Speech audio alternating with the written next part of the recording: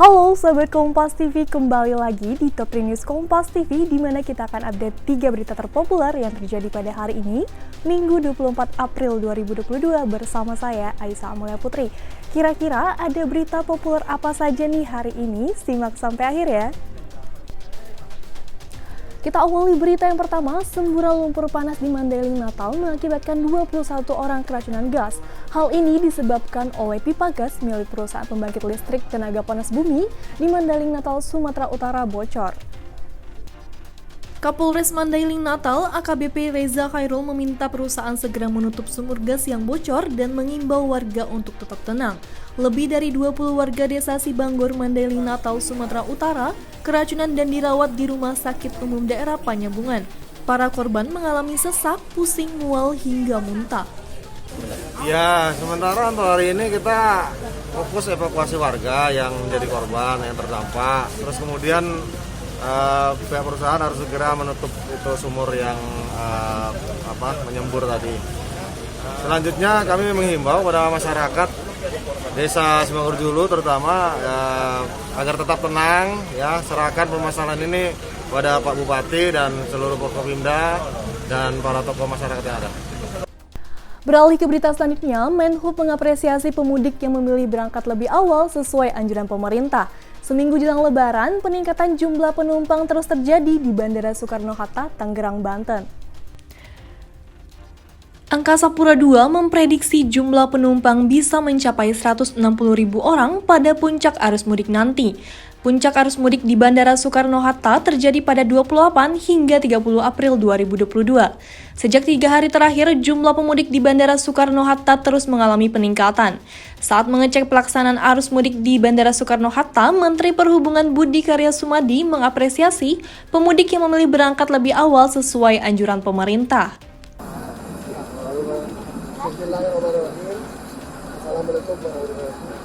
Saya senang sekali hari ini. Karena apa?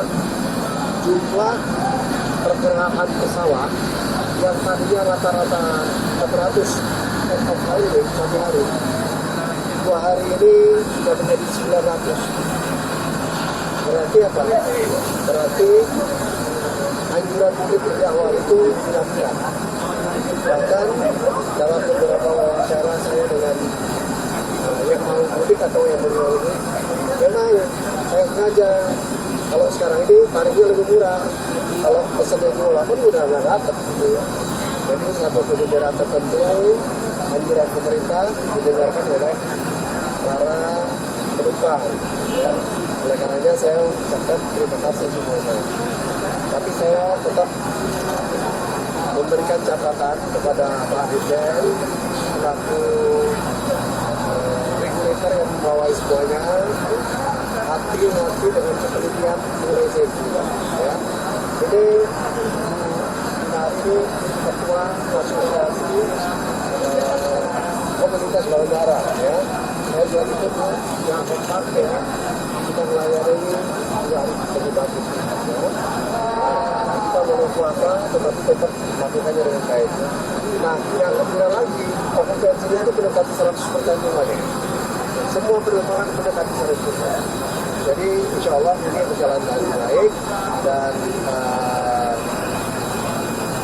anjuran untuk mudik lebih awal dilakukan. Dan tagline aman dan sehat dilakukan. Ya.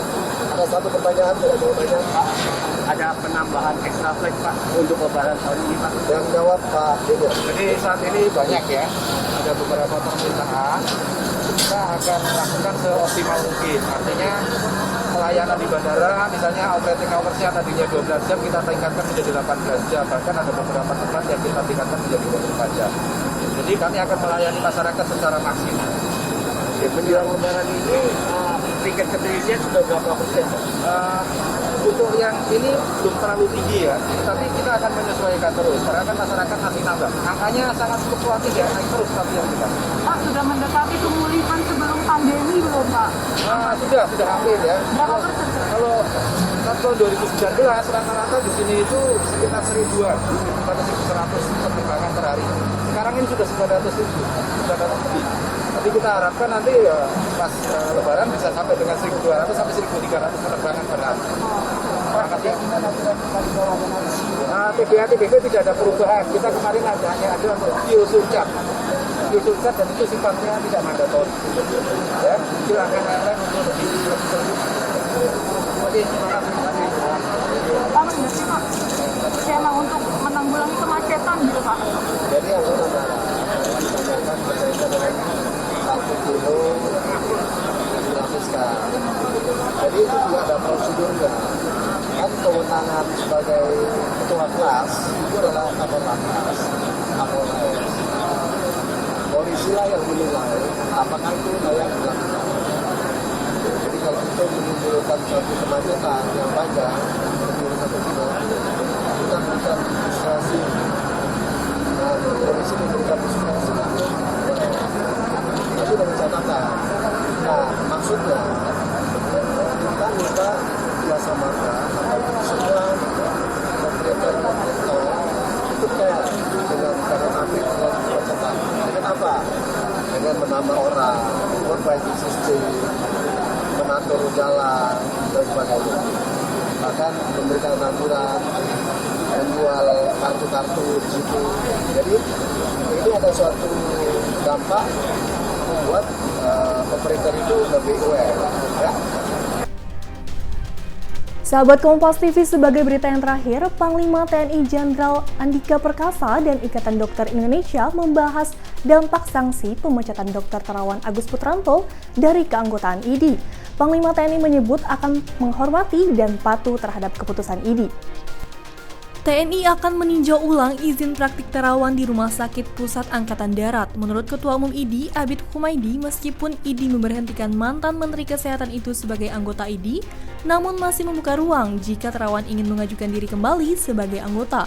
Jenderal Andika mengatakan pihaknya akan mengikuti keputusan IDI. Jadi IDI sebagai institusi juga punya kewenangan yang sudah embedded, sudah melekat di dirinya sejak didirikan, dan menurut saya itu yang juga menjadi satu hukum atau peraturan perundangan sendiri di internal. Dan saya menghormati, kita ikut, tinggal nanti kami apa yang harus kami lakukan, misalnya keputusan apapun IDI, apakah itu berpengaruh terhadap misalnya izin praktek Dr. Terawan di RSPAD. Kalau soal keanggotaan beliau tidak lagi aktif, tapi sebagai dokter yang juga praktek di rumah sakit kami itu pun juga akan kita ikut aturan. Nah, sahabat Kompas TV, itu dia tadi 3 berita terpopuler yang terjadi pada hari ini. Sudah saatnya saya Aisyah Mulia Putri pamit undur diri. Jangan lupa untuk like, komen, dan share video ini ya. Bye!